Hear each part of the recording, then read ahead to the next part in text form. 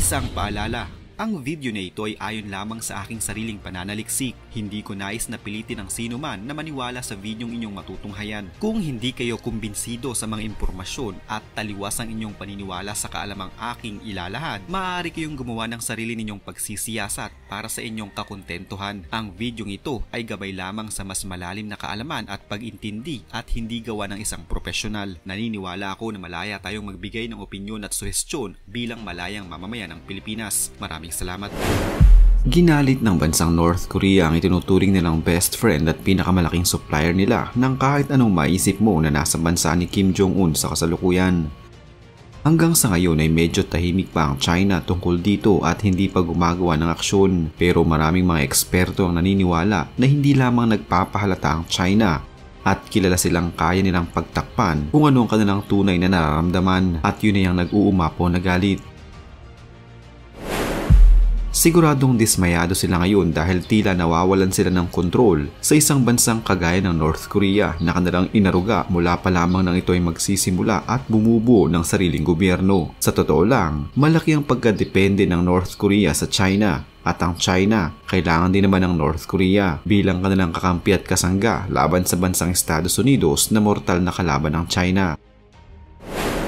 Kilalang bansang China at ang North Korea na parang magkuya na ang turing sa isa't isa. Pero syempre, ang China ang nagsisilbing mas nakakatanda habang bunso lamang niya ang North Korea. Madalas sa isang pamilya, ang kuya ay kayang-kayang utusan ng kanyang mga nakababatang kapatid, lalo pa't handa niya itong ipagtanggol sa mga kalaro nitong bully at nabibigyan din ng pera kung minsan. Pero sa ngayon, ang North Korea na itinuturing ng mas nakakabatang kapatid ng China ay tila tinubuan na ng sungay na kaya ng suwagin kahit pang kanyang kuya-kuyahan, ang bansang China.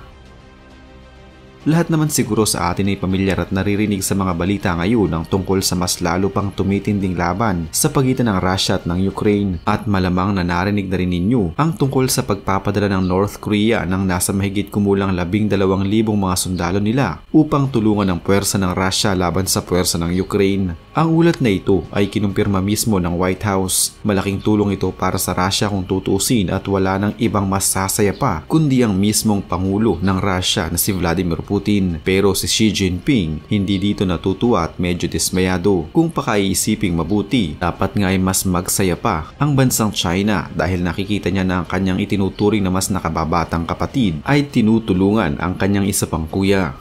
Hindi din naman kasi lingid sa kaalaman natin na kung may NATO sa Europa, pilit itong tinatapatan ng mga magkakasanggang bansa na Russia, China, Iran at North Korea. Sa totoo lang ay dapat nga na ikatuwa ng China ang pagpapadala ng North Korea ng kanilang mga sundalo sa Russia upang tulungan ito laban sa Ukraine. Pero bakit nga ba nanggagalaiti ang China sa ginawang ito ng North Korea? Hindi ba't sila ay kilalang magkakaibigan at magkakasangga? Sa umpisa pa lamang, ayaw na ng China na ang mga sundalo ng North Korea ay naroon sa Ukraine na isa-isa din namang mamamatay. Ang bansang Ukraine ay gumawa pa ng isang hotline para lamang sa mga North Koreans na may kasama pang mga videos. Ito ay upang ipakita sa mga sundalo ng North Korea kung ano ang sasapitin nila kung sakaling sila ay sumuong na sa totoong laban. Ang hotline na ginawa na ito ng Ukraine ay para akitin ang mga sundalo ng North Korea na abandonahin ang kanilang misyon at makipagyera sa hindi naman nila bansa at hindi naman nila away. Ngayon, nagagalit ang China dahil gusto nila sila lamang ang nakakakontrol sa North Korea. Ang border ng China at North Korea ay strategically important para sa bansang China. Nagsisilbi din itong proteksyon ng North Korea mula sa South Korea. Noong ang West ay magpataw ng sanction sa North Korea na may kinalaman sa trading o pakikipagkalakalan, ang China ay hindi nagpapigil at patuloy pa rin nakipag-trade sa North Korea. Subalit dahil sa pagpapahiram ng North Korea ng kanilang mga sundalo sa Russia, naisip ngayon ni Xi Jinping na nawawala na siya ng kontrol sa kanyang babe boy na North Korea. Hindi din pala nagsabi ang Russia sa China na hihiram sila ng sundalo mula sa North Korea, at ang North Korea naman agad-agad ding nagbigay ng hindi man lang kumukonsulta sa kanyang kuya-kuyahan. Pakiramdam tuloy ngayon ng China ay binaypas sila ng dalawang mga bansang itinuturing niyang mga kapatid. Kilala ang bansang North Korea na mahigpit na kaalyado ng bansang China. Malaki ang tulong ng China kay Kim Jong-un lalo pat dahil sa China kaya maganda ngayon ang ekonomiya ng North Korea. Nagbabala din noon ang North Korea na handa nilang tulungan ng China kung sakaling magkaroon ng kaguluhan sa pagitan nila at ng bansang Taiwan. Sa katunayan, noong nakaraang buwan lamang ay nagkaroon ng pagpupulong ang North Korea at China na may layunin na mas pagtibayin pa ang kanilang bilateral relations. Kasunod nito ang pagpapalawak ng North Korea ng kanilang diplomatikong pakikipag-ugnayan sa ibang bansa matapos ang COVID-19 lockdown. Nakipagpulong si Kim Song-nam ng North Korea, isang kahaliling miyembro ng Political Bureau at direktor ng International Department ng Central Committee sa namumuno sa katawan ng Chinese Communist Party na si Liu Jianchao. Tulad ng China, ang North Korea ay may nais ding patunayan at kayang gawin ang lahat mapanindigan lamang nila ito. Ang North Korea na kilalang isang nuclear-powered na bansa ay tila hindi natatakot sa maaari nilang sapitin kung ipagpapatuloy nila ang kanilang mga gawain na nagdudulot ng takot sa mga residente ng South Korea at sa mundo.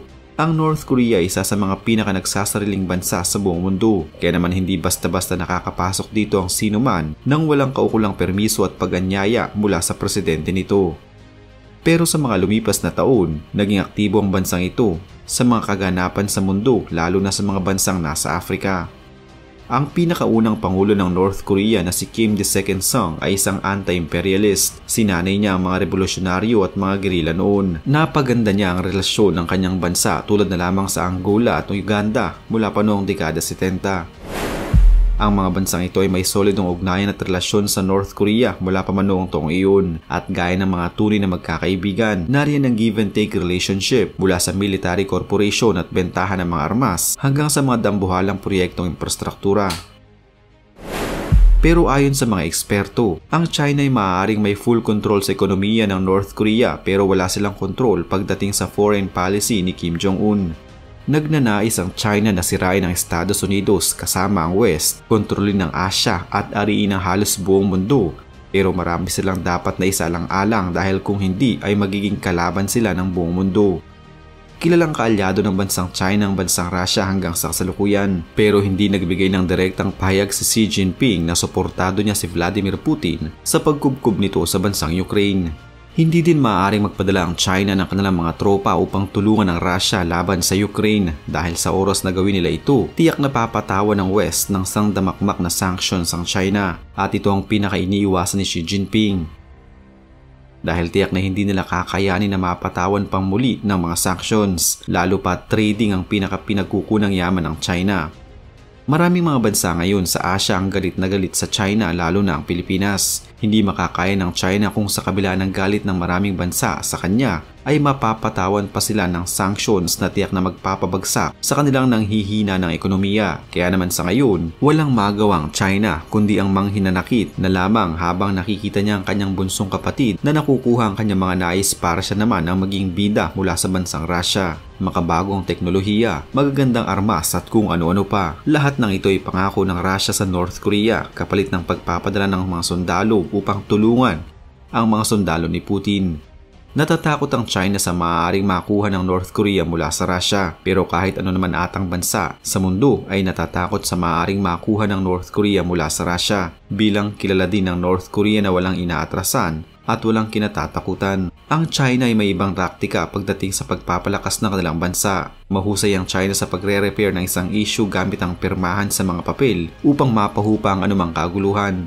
Subalit pagkatapos ng ilang taon, tsaka naman gagawa ng paraan ng China upang makuha ang nais nila at maipagtanggol ang kanilang interes. Hindi kagaya ng North Korea at Russia na sugod lang ng sugod. Ang China ay may sariling tahimik na paraan na ginagamit upang makuha nila ang kanilang nais habang ipinapamukha nila sa mundo na maganda ang kanilang intensyon.